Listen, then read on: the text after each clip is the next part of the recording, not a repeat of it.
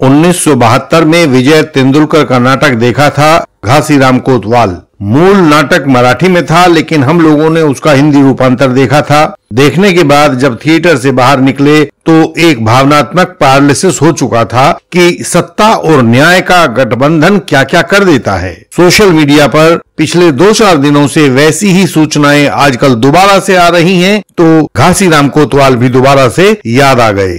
हम social media पर तैर रही 2 बातें बताने वाले हैं जो कानूनी जगत से संबंधित हैं।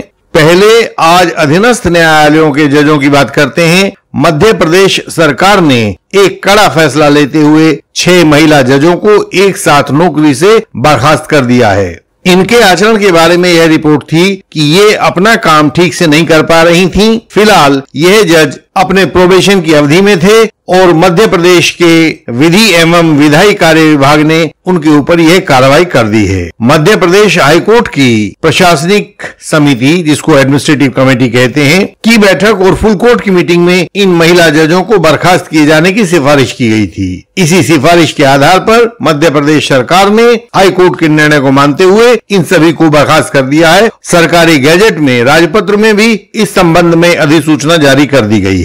अनेक लोग हमसे यह पूछ रहे हैं कि वो लोग कौन कौन हैं जिनके खिलाफ इस समय एक्शन लिया गया है। हमने इन सभी 6 जजों के नाम आपके सामने स्क्रीन पर चला दिए हैं। आप इन नामों को चाहें तो नोट कर सकते हैं, चाहें तो स्क्रीनशॉट ले सकते हैं। नाम सामने देखिएगा।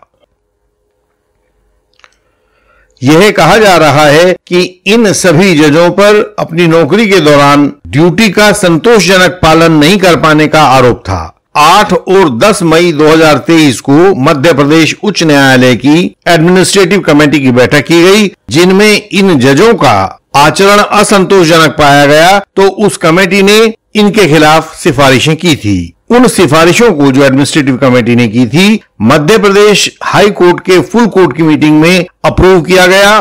बाद में फुल कोर्ट मीटिंग के उस निर्णय को मध्य प्रदेश सरकार ने मानते हुए 9 जून को इन महिलाओं के खिलाफ एक्शन लिया और उस ही दिन 9 जून को ही मध्य प्रदेश के राजपत्र में यह अधिसूचना जारी कर दी गई। दूसरी बात जो इस समय महत्वपूर्ण है, सोशल मीडिया ने पहली बार आम आदमी द्वारा खास आदमियों की छिपी बातों पर सवाल उठाए हैं। सोशल मीडिया में यह बात आम हो गई है कि पिछले 5 वर्षों में सुप्रीम कोर्ट के जो महान न्यायाधीश रिटायर हुए हैं, उनमें से 21% लोगों ने सरकार में उच्च पदों को स्वीकार किया है। हम सामने चल रही इस स्लाइड को कुछ समय के लिए पॉज कर देते हैं ताकि आप इन लोगों को देख सकें और इनके नामों को पढ़ सकें।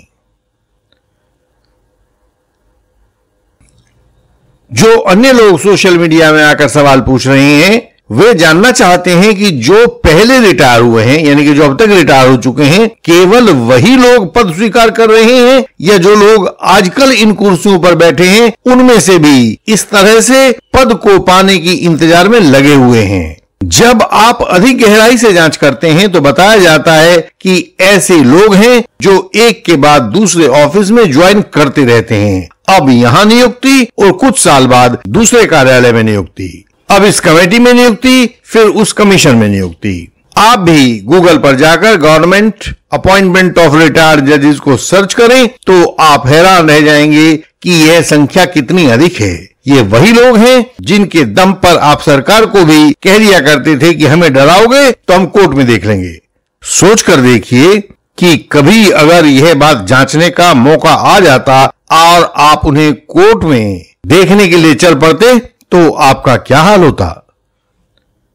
झूठे आरोप यानी कि फॉल्स एलिगेशन के खिलाफ हमारा संघर्ष जारी है। कानून के इस दुरुपयोग के खिलाफ हम दृढ़ता से आपके साथ, आपके पक्ष में खड़े हैं। यदि आपको भी ऐसी ही या कोई और कानूनी समस्या है तो हमें बताएं, हम आपकी सहायता के लिए प्रणबद्ध हैं। भारत के लगभग सभी क्षेत्रों से हमारे पास ब्रीफ आते हैं, केसेस आते हैं, उनमें सहायता के लिए पुकार होती है, परामर्श की मांग होती है और भी अनेक प्रकार से सहायता हमसे मांगी जाती है। आपकी सहायता अलग तरह की हो सकती है, वह हमें बताएं। अपनी सहायता पाने के लिए हमें सामने स्क्रीन पर दिए गए फोन नंबर, ईमेल आदि से हमें संपर्क किया जा सकता है। यही जानकारी नीचे डिस्क्रिप्शन में भी दी गई है। हमारी वेबसाइट है indianlegalsystem.org। आप इस पर जाकर बहुत महत्वपूर्ण जानकारियां पा सकते हैं जो आपकी सरल भाषा में दी गई हैं। हम ऐसी ही जानकारी भरी वीडियोस आपके लिए लाते रहे हैं और आगे भी लाते रहेंगे। आप इस चैनल को सब्सक्राइब करें, नीचे दिए गए बेल आइकन को प्रेस करें ताकि अगली वीडियोस आपसे मिस ना हो।